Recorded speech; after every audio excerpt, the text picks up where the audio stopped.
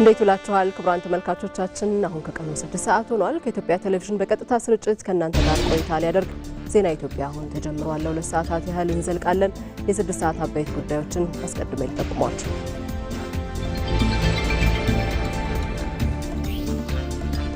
በኢትዮጵያ የኢንዱስትሪ ፓርኮችን ከባቡር መስመሮች ጋር የማስተሳሰሩ ስራ ውጤት እያስመዘገበ ነው።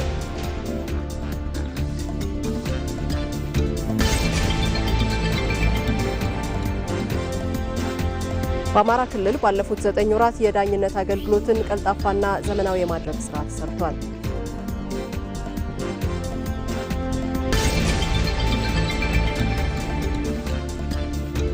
መገናኛ ብዙሃን ብሔራዊ ጥቅምን ያስቀደመ አጀንዳ ላይ ሊያተኩሩ ይገባል።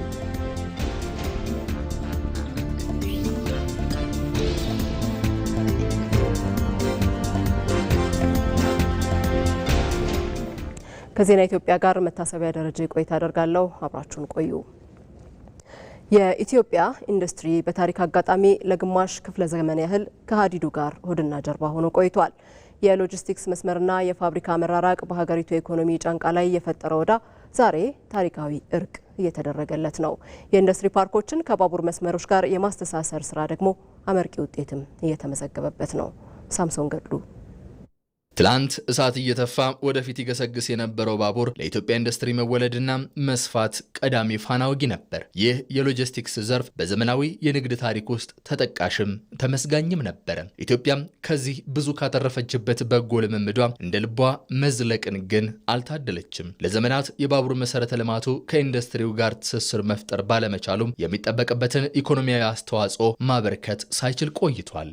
በንጉሱ ዘመን መጨረሻ አካባቢ 1966 ድረስ ከጣሊያን ወረራ በኋላ ንጉሱ ሲወርዱ መካከለኛና ከፍተኛ የሚባሉ 273 ፋብሪካዎች ነበሩን። እነዚህ ፋብሪካዎች አንድ እንደ ጥሩ ነገር የሚታየው ትሬንድ በዛ ጊዜ የነበረው የባቡር መስመርን ተከትሎ የሚሰራ ነበረ። ይህን የማነሳበት ምክንያት በኋላ እክል ከሆነው አንዱ የእነዛን ሎጂስቲክስ ሌን ተከትሎ አለመሄድ አሁን ባለው ሁኔታ የፈጠረውን ጫና ለማየት አንድ የሚያስተምረን ነገር ስለሆነ ነው። ይህ የባቡር ሀዲድና ኢንዱስትሪ መኳረፍ የፈጠረው ቁጭት ተቀምጦ የሚቆዝሙበት ሳይሆን በዘርፉ በቁርጠኝነት ለመስራት የብርታት ምንጭ ሆኗል። አሁን ባለው የኢኮኖሚ መነቃቃት እጅግ የባቡር ሚና በጣም ከፍተኛ ነው። በመደመር መንግስት ላይም በግልጽ እንደተቀመጠው ቁጭት አለ። ከዚህ በፊት እንዳልከው ከዚህ በፊት የነበረው ታሪካዊ ነገሩ መቀጠል ያለመቻሉ ጋር የተገናኘ ቁጭት አለ። ያንን ደግሞ ያለ ባቡር እድገት እንደማይመጣም በግልጽ የመንግስትም ፖሊሲ ሆኖ በግልጽ ተቀምጧል። ያ ለባቡር ዘርፉ ከፍተኛ አስተዋጽኦ የሚያደርግ ነገር ነው። ትላንት በተናጠል የቆሙ ግዙፍ ፕሮጀክቶች አሁን የብረት ሀዲዱን ሙጥኝ ብለዋል። እንደ ሞጆ ደረቅ ወደብና የድሬዳዋ ልዩ ኢኮኖሚ ዞን ያሉ የኢኮኖሚ አውታሮች ከባቡር መስመር ጋር ተዋደዋል። ወጪና ገቢ ንግዱንም ይበልጥ ቀልጣፋና ፈጣን እያደረጉትም ይገኛሉ። ማምረት ብቻ ሳይሆን የንግድ ሰንሰለትም የሎጂስቲክስ ጉዳይም ክሪቲካል ስለሆነ ለምሳሌ የድሬዳዋን ፍሪ ትሬድ ዞን ብትወስድ በአቅራቢያው ድራይ ፖርት አለ። በድሬዳዋ ድራይ ፖርት እና ፍሪ ትሬድ ዞን መካከል 4000 ሄክታር ቦታ ነበር። ያን አሁን ወደ አንድ እያመጣ ነው። ለምን እዛ ሃይዌይ ሬልዌይ ካልገነባን በቀር በእነዚህ ሁለቱ ኢምፖርታንት ተቋማት መካከል ትስስር ካልፈጠር የምናስበውን ስለማናሳካ ወይም ሞጆ ትመጣ የሞጆ ድራይ ፖርት እና የገዳ ፍሪ ትሬድ ዞን እንደዚህ የተሳሰሩ ናቸው። በሬልዌይ በሃይዌይ አንዱ ለአንዱ መጋቢ ነው። እዚህ ያመረትከውን በቀላሉ በድራይ ፖርት አድርገህ ታውጣት ትችላለህ ማለት ነው። እንደዛ አይነት ትስስሮች እየሰራን ነው። ይህ ስኬት ደግሞ በባዕድ ባለሙያዎች መዳፍ ውስጥ ከመውደቅ ወጥቶም በሀገር በቀል አቅም የታጀበ መሆኑ ለድሉ ልዩ ግርማ ሞገስ ሰጥቶታል። ኤኤምጂ የኢንዱስትሪ መንደር የጀመረው የሀገር ልጆች እጅ ያበጀው የባቡር መስመር ዝርጋታም ኢትዮጵያውያን የግሉ ዘርፍ ባለሀብቶችና የደረጀ የባለሙያዎች አቅም በጋራ ቆመው ታላቅ ተአምር መስራት እንደሚችሉ በተግባር የመሰከሩበት ሆኗል። ሙሉ በሙሉ አጠናቀን ያስረከብ ነው የ3 ኪሎ ሜትር የኢንዶዴ መልቲ ፐርፐዝ ፖርትን ከኤኤምጂ ኢንዱስትሪያል ፓርክ ጋር የሚያገናኝ እሱ ለየት የሚያደርገው ነገር ምንድነው? ሙሉ በሙሉ ከሐሳቡ ከጥንስሱ ጀምሮ ዲዛይኑንም ኮንስትራክሽኑንም በሀገር ውስጥ ልጆች ነው የተሰራው።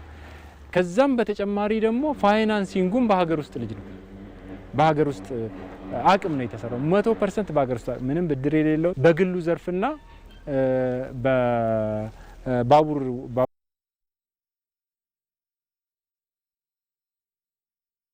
ነው 100% ማለት ነው። ለተፈጠረው የቴክኒክ ችግር ይቅርታ እናደርጋለን። ወደ ሌሎች ዜናዎቻችን እንሻገራለን። በአማራ ክልል ባለፉት 9 ወራት የዳኝነት አገልግሎትን ቀልጣፋና ዘመናዊ በማድረግ የተገልጋይን እንግልት የሚቀንሱ ስራዎች ተሰርተዋል።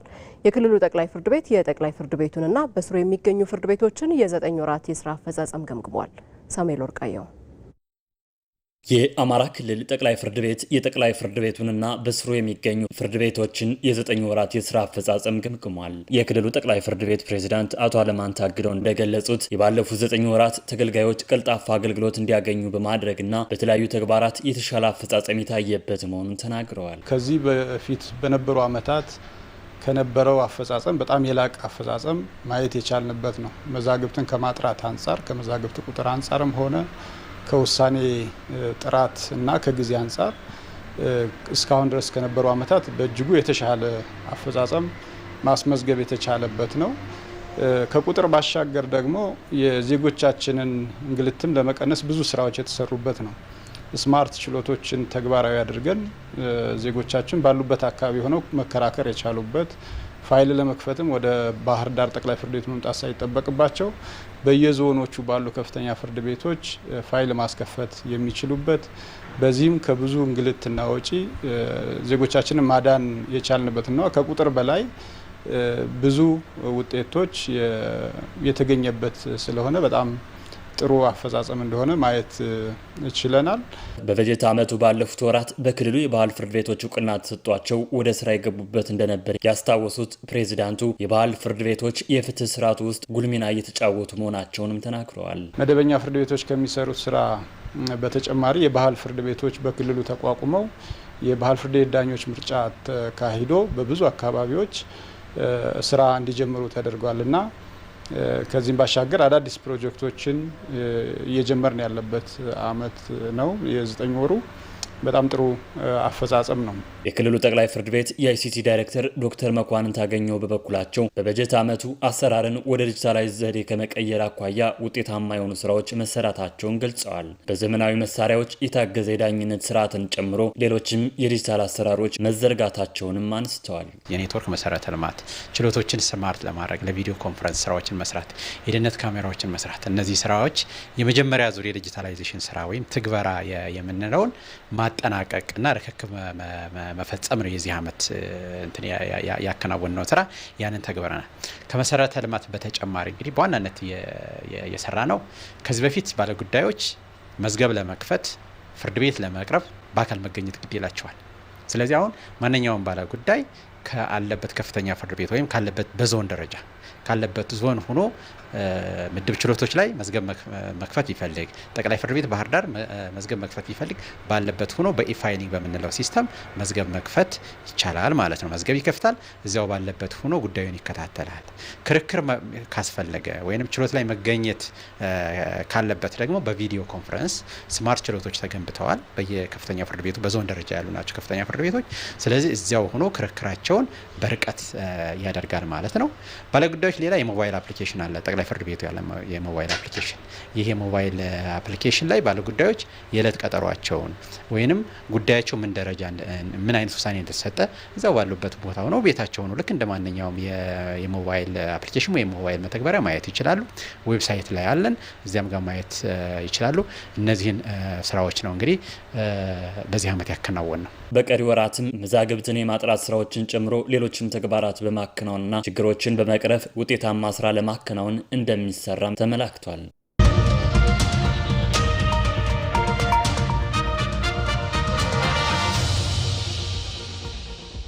ተፎካካሪ የፖለቲካ ፓርቲዎች በልዩ ልዩ ርዕዮተ ዓለማዊ ልዩነቶች ውስጥ ሆነው በሀገር ሕልውናና በዜጎች የጋራ ጥቅም ላይ ያላቸውን ሀሳብ ሲገልጡ ይስተዋላል። ለመሆኑ ፖለቲካ ፓርቲዎች በብሔራዊ ጥቅም ላይ ሊኖራቸው የሚገባው አቋም ምን መሆን አለበት? ፓርቲዎችስ ለስልጣን በሚያደርጉት ፉክክር ውስጥ ብሔራዊ ጥቅምን ከፓርቲ ጥቅም እንዴት ይለያሉ? ተከታዩ የዛሃራ መሐመድ ዘገባ የዚህን ምላሽ ይዟል። ፖለቲካ የሀሳብ ፍልሚያ ነው። ይሁን እንጂ ይህ ፍልሚያ ፍሬ እንዲያፈራ የጋራ መለኪያ ያስፈልገዋል።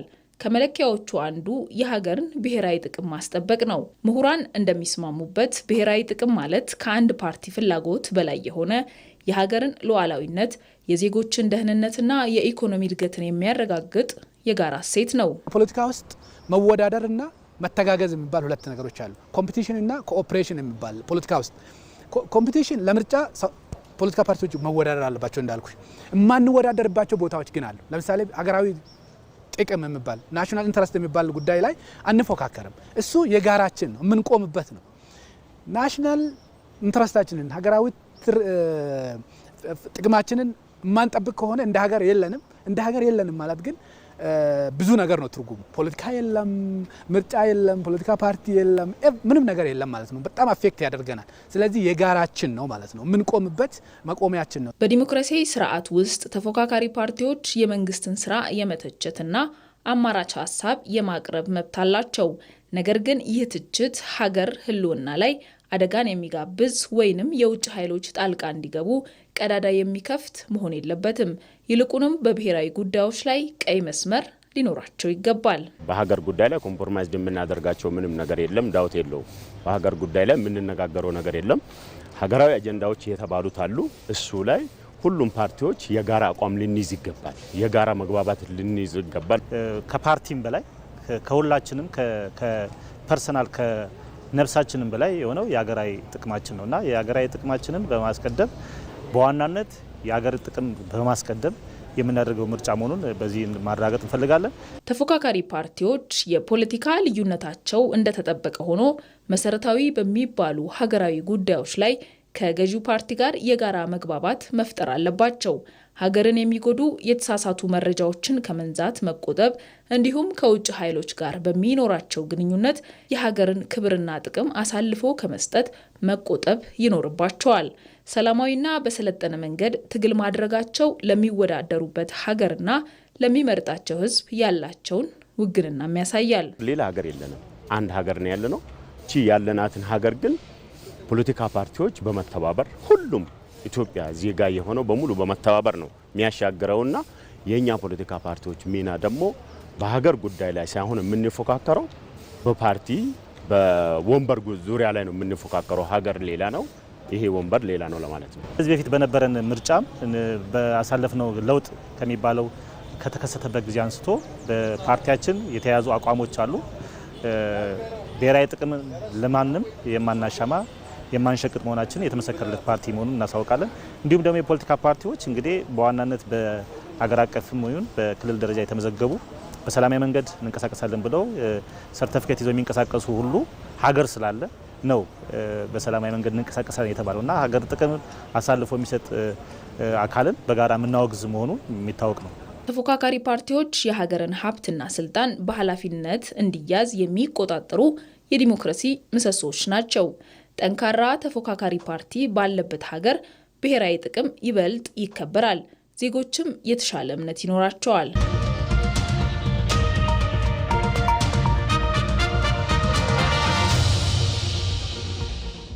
ባለፉት 8 ዓመታት የመደመር መንግስት ትኩረት አድርጎ እየሰራባቸው ካሉ ጉዳዮች ቀዳሚው ብሔራዊ ጥቅምን ማስከበር ነው።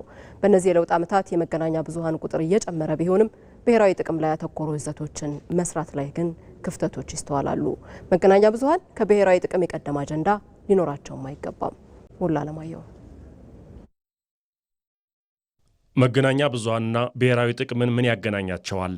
የግል ወይም የመንግስት አሊያም የማህበረሰብ መገናኛ ብዙሃን የሀገርን ብሔራዊ ጥቅም የመጠበቅና የማስጠበቅስ ግዴታ አለባቸው?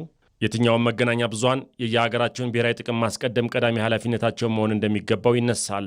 የምዕራቡን ዓለም ርዕዮት በዋናነት ያስተጋባሉ የሚባሉት ቢቢሲና ሲኤንኤን እንኳን ብንመለከት የብሔራዊ ጥቅምን የማስተጋባት ኃላፊነትን በሚገባ መረዳት ያስችላል።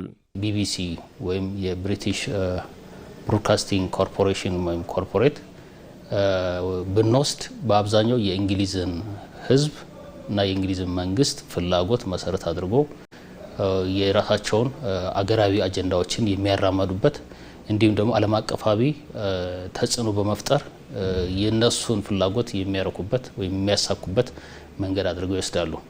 በተመሳሳይ ለምሳሌ ሲኤንኤንን ብንወስድ የአሜሪካን ኬብል ኔትወርክ ወይም ሲኤንኤን የአሜሪካን ህዝብ እና የአሜሪካን መንግስት በተለይም ደግሞ የሚደግፉትን የፖለቲካ አካል እና ህዝብ ፍላጎትን በማራመድ በአንድ በኩል አገራዊ አጀንዳዎችን ማራመድ፣ በሌላ በኩል ደግሞ ዓለም አቀፋዊ ተሰሚነትና የአሜሪካን ትልቅ አገርነት እንዲሁም አሜሪካን የተለየ ጥቅም በውጭውም ዓለም እንዲጠበቅ የማድረግ ስራ ይሰራል። እነዚህ መገናኛ ብዙሃን በአንድ በኩል የራሳቸውን ብሔራዊ ጥቅም በማስጠበቅ በሌላ በኩል ደግሞ ለሀገራቸው ብሔራዊ ጥቅም ሲሉ የተቀረው ዓለም ፍላጎትና ጥቅም በተሳሳተ መንገድ እንዲታይ ጫና በማድረጋቸው የየራሳቸውን ብሔራዊ ጥቅም የሚያስጠብቁበት ተጽዕኖ ፈጣሪ ሚዲያ እንዲመሰረቱ አድርጓቸዋል።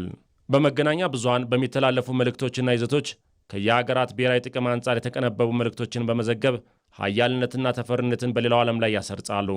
በአፍሪካ የመገናኛ ብዙሃን ሚናን ተረድተው ቀድሞ መገናኛ ብዙሃን ከመሰረቱ ሀገራት ውስጥ የኢትዮጵያ ስም ይነሳል። ባለፉት 8 ዓመታት የመደመር መንግስት ትኩረት አድርጎ እየሰራባቸው ካሉ ጉዳዮች ቀዳሚው ብሔራዊ ጥቅምን ማስከበር ነው። በእነዚህ የለውጥ ዓመታት የመገናኛ ብዙሃን ቁጥር እየጨመረ ቢሆንም ብሔራዊ ጥቅም ላይ ያተኮሩ ይዘቶችን ማምረት ለተወሰኑ ብቻ የተሰጠ ይመስል የጎላ ክፍተት ይስተዋልበታል። ግን ደግሞ መገናኛ ብዙሃን ከብሔራዊ ጥቅም የቀደመ አጀንዳ ሊኖራቸው አይገባም። አገር ውስጥ እድገት እንዲመጣ መስራት፣ አገር ውስጥ ኮራፕሽን እንዲቀንስ ማድረግ፣ አገር ውስጥ ጦርነት እንዲጠፋ ማድረግ፣ አገር ውስጥ ግጭት ሲቀሰቀስ ወደ ሰላም ለመምጣት ጥረት ማድረግ፣ የውጭ ኃይሎች ጣልቃ የሚገቡ በገንዘብ እያደራጁ ሰው የሚቀሰቅሱብን ሀገሮችን በጋራ መመከት መቻል ማለት የጋራ ሉዓላዊነት ያሳድግልናል ማለት ነው። ይሄ አሁን ያለው መንግስት ጋር አያዝም። አገር የመወሰን ስልጣን እንዲኖራት ለኔ ይጠቅመኛል ያለችውን ፖሊሲ በማንኛውም ሰዓት ወስና መተግበር የምችልበት ድፍረት፣ ደፍራ ወስናም ሰርቫይቭ ማድረግ መቋቋም እንድትችል ማድረግ የሚመነጨው ከምንድን ነው? ከውስጥ ሰላምና አንድነት፣ ቀጣይነት ካለው እድገት፣ በጋራ ትርክት፣ በጋራ ጥቅሞቻችን ዙሪያ ተመሳሳይ አታይ አገርን ሴፍ በማድረግ ያችን የተበላሸችዋን ቦታ ማረም እንዲቻል አንገል መታገል ለብሔራዊ ጥቅም መስራት ይሆናል ማለት ነው። መገናኛ ብዙሃን በሀገረ መንግስት ግንባታና ብሔራዊ ጥቅም መከበር ላይ በጋራ ሊሰሩ ይገባል። የሰው ልጅ ሚዲያን የፈጠረው ሀሳቡን ለመግለጽ ብቻ አይደለም፣ ተቋማትን ለመገንባት ጭምር ነው። ህሊናዊ ተቋማትንም አካላዊ ተቋማትንም ለመገንባት ጭምር ነው። በተለይ በዚህ ዘመን ደግሞ በሚዲያ አገር ይገነባል፣ በሚዲያ አገር ይፈርሳል። ሚዲያ ስንል ሁለት ስለት ያለው ነው። ለበጎ መጠቀም እንችላለን፣ ለመጥፎም መጠቀም ይቻላል። ሁለት ስለት ያለው ትልቅ ኢንስትሩመንት ነው ሚዲያ በአሁን ጊዜ። ስለዚህ አገርን ለመገንባት ሚዲያ ያስፈልጋል። መገናኛ ብዙሃን ሀገራዊ አጀንዳን መሰረት አድርገው በይዘቶቻቸው ሲሰሩ በዛው የህዝብ ጥቅምን ማስከበር ይችላሉ። መንግስት ላይ ያለው ስልጣን ላይ ያለው አካል ማንም ሆነ ማን የኢትዮጵያ ህዝብ ፍላጎትና ጥቅም ከሆነ ያንን ይዞ መሄድ አለባቸው። ለምሳሌ የህዳሴ ግድብ የኤክስ የዋይ የዜድ ፓርቲ ሊሆን አይችልም። የህዳሴ ግድብ ጉዳይ የአንድ ዘመን መንግስት ብቻ ሊሆን አይችልም። የዘመናት ጉዳይ ነው። ስለዚህ ይሄ የዘመናት ጉዳይ ደግሞ ዘመን ተሻጋሪ የሆነ የኢትዮጵያ ፍላጎት ወይም ጥቅም ነው። ናሽናል ኢንተረስት ስንል ዘመን ተሻጋሪ የሆኑ የሀገር ፍላጎቶች ናቸው። ስለዚህ ዘመን ተሻጋሪ የሆኑ ፍላጎቶችን የሚዲያ ባለቤትነት የግልም ሆኖ ወይም የንግድም ሆነ እንዲሁም ደግሞ የህዝብም ሆነ የማህበረሰብም ሆነ ይሄንን መሰረት አድርጎ ሁሌ በሚሰራው ስራ ውስጥ መስራት አለባቸው። ብሔራዊ ጥቅምን የማስከበር ጉዳይ የአንድ ቀን ስራ አይደለም። እያንዳንዱ የመገናኛ ብዙሃን ይዘት ይህን ግዙፍ አጀንዳ በየጊዜው የሚያነሳ መሆን ይኖርበታል። አሰባሳቢ ትርክቶችን በኪነ ጥበብ ለህዝብ ተደራሽ ማድረግ የጋራ ሀሳቤን በመገንባት ረገድ አበርክቶ ከፍ ያለ ነው። ይህንኑ መነሻ በማድረግ ብርቱካን አስናቀ ተከታዩን ዘገባ አሰናድታለች። ኢትዮጵያ የወል ትርክትን መገንባት የሚያስችሉ በርካታ ሀገር በቀል እውቀቶች አሏት። ይሁን እንጂ እነዚህ እውቀቶች ተዋውቀው ለሀገር ግንባታ እንዲውሉ በማድረግ በኩል የተሰሩ ስራዎች አነስተኛ ሆነው ቆይተዋል። ይህም ለነጠላ ትርክት መንገድ በመክፈቱ እንደ ሀገር ዋጋ ሲያስከፍል ቆይቷል። ነጠላ ትርክት ብዙ ጎድቶናል። በየመንገዱ አስኪዶናል። በየመንገዱ ማስኬድ ሳይሆን ለግጭት መነሻም ሆኖናል። ማንነትን ያከበረ ግን ህብረ ብሔራዊ የሆነ የተከባበረ የተፈቀረ እንደገና ደግሞ ተሰብስቦ ሊኖር የሚችል እንደ ሀገር አሰባሳቢ የሆነውን ሀሳብ እንዴት አድርገን ነው የምናስኬደው የሚል አንዱ የተነሳው ሀሳብ ጥበብን ለሀገር ህብረት መጠቀም ተስፋ ማድረግ የሚል ነው እና ያንን አሁን በተለያዩ የከያንያን ቡድን ስራዎችን እየሰሩ ማስኬድ ጀምረዋል። የህዝቦችን አብሮ መኖር በማጠናከር አሰባሳቢ ትርክትን የሚገነቡ ባህሎችን ለማስተዋወቅ ኪነ ጥበብ ያላት ሚና ከፍተኛ ነው። ይህንን የኪነ ጥበብ አበርክቶ በመጠቀም በኩል በተወሰነ መልኩ ጥረቶች ቢደረጉም ይህ የበለጠ መጠናከር እንዳለበት የቲያትር ባለሙያው ጌትነት ተካ ይናገራል። የአባይ ግድብን መሰረት ድንጋይ ሲጣል የነበረን አስተሳሰብ እንደ ህዝብ እንደ አንድ ሀገር እንደ ብዛታችን ሳይሆን እንደ አንድ ሆነን አሜን ብለን የተቀበልንበት ሁኔታዎች ነበሩና አጫጭር የቴሌቪዥን ፊልሞች፣ ሙዚቃዎች አስተዋጽኦ ነበራቸው ይህንን ህብረት ለማምጣትና ይህንን ስብስብ ወደ ተሻለ ውጤት ለማሻገር አስተዋጽኦ ነበራቸው። ግን አስተዋጽኦአቸው ከዛም በላይ መሆን ይችል ነበረ። ኪነ ጥበብ ህዝብን ይመራል። ህዝብ የተሳሳተ አመለካከት የተሳሳተ አቅጣጫ ሲይዝ ኪነ ጥበብ ህዝብን የሚመራበት መንገድ አለው ራሱ ማለት ነው። ለጋራ አንድነትና ለብሔራዊ ጥቅም መከበር ከፍተኛ ሚና የሚወጣውን የወል ትርክት ለመገንባት ሀገር በቀል እውቀቶችን ለማስተዋወቅ ሁሉም ባለድርሻ የራሱን አበርክቶ መወጣት ይኖርበታል። የሉዓላዊነት ጉዳይ ሊሆን ይችላል። ለምሳሌ የባህር በር ጉዳይ አሁን ኢሹ የሆነ የመጣ ጉዳይ ነው። ኢትዮጵያ የባህር በር ያስፈልጋታል። በዚህ ደረጃ ደግሞ ህዝብ ውስጥ እንዲሰርጽ ለማድረግ ሁሉን አቀፍ የሆነ ነገር ለውጥ ያስፈልገናል። የዲጂታል ፕላትፎርም አሁን ወደ 30 ቋንቋዎች እየተጠናቀቁበት ያለ ፕላትፎርም አለ እዚህኛ እየተሰራ ያለ። እዛ ውስጥ አንድ ሰው ቢያንስ 3-4 ቋንቋ ለመማር የሚያስችልበት ከራሱ ቋንቋ በተጨማሪ ይሄ በጣም ኢዚ ያለው ከዲጂታል ኢትዮጵያም ጋር ሊያያዝ የሚችል ትልቅ ስራ ነው እየተሰራ ያለው። ያ አንዱ የሌላውን ቋንቋ ማወቅ ኢትዮጵያዊ የሆነውን ቋንቋ ማወቅ ለአሰባሳቢ ለህብረት ለሚያመጣው ትርክት አንዱ መሳሪያ በመሆኑ እሱንም እየሰራንበት ነው ያለን። ነጣጣይ ትርክቶችን ለማረምና አሰባሳቢ ትርክቶችን በተገቢው መንገድ ለማስፋት ሀገር በቀል እውቀቶች ያላቸውን ፋይዳ ተረድቶ በትኩረት መስራት እንደሚገባም ተገልጿል። ኢትዮጵያ ሉዓላዊነቷን ባስጠበቀ መልኩ የብሪክስ አባል መሆኗ በዓለም አቀፍ መድረክ ያላትን ተሰሚነት ከፍ ከማድረጉም በላይ የኢኮኖሚ ትብብሯን እንድታሰፋ እድልን ፈጥሯል። የብሪክስ አሁናዊ አቅሞችና የኢትዮጵያ የልማት ትብብር ትኩረቶች በሚል መሪ ሀሳብ በባህር ዳር ከተማ ሀገራዊ ፋይዳ ያለው ኮንፈረንስ ተካሂዷል። በኮንፈረንሱ በብሪክስ ማዕቀፍ ውስጥ የኢትዮጵያን ተጠቃሚነት ለማረጋገጥ የሚያስችሉ የፖሊሲ ግብዓቶችም ተንጸባርቀዋል። ሳሙኤል ወርቃየው የብሪክስ አሁናዊ አቅሞችና የኢትዮጵያ የልማት ትብብር ትኩረቶች በሚል መሪ ቃል ሀገራዊ ፋይዳ ያለው ኮንፈረንስ በባህር ዳር ከተማ ተካሂዷል። በኮንፈረንሱ በብሪክስ ማዕቀፍ ውስጥ የኢትዮጵያን የባለፉት ጊዜያት ተሳትፎና እንዲሁም ተጠቃሚነቷን ለማረጋገጥ የሚያስችሉ የፖሊሲ ግብዓቶች ተንጸባርቀውበታል። በውጭ ጉዳይ ኢንስቲትዩት ከፍተኛ ተመራማሪ ዶክተር ሃይማኖት እሸቱ እንደገለጹትም ኢትዮጵያ በዓለም ተጽዕኖ ፈጣሪነቱ እያደገ የመጣውን የብሪክስ ስብስብ ከተቀላቀለችበት ከፈረንጆቹ 2024 ጀምሮ የተለያዩ ትብብሮች እንድታጠናክር አግዟል። በዚህኛው ትብብር ውስጥ ስንገባ ያደጉ ነገሮች አሉ። ከባይላተራሉ በተጨማሪ ያደጉ ነገሮች አሉ።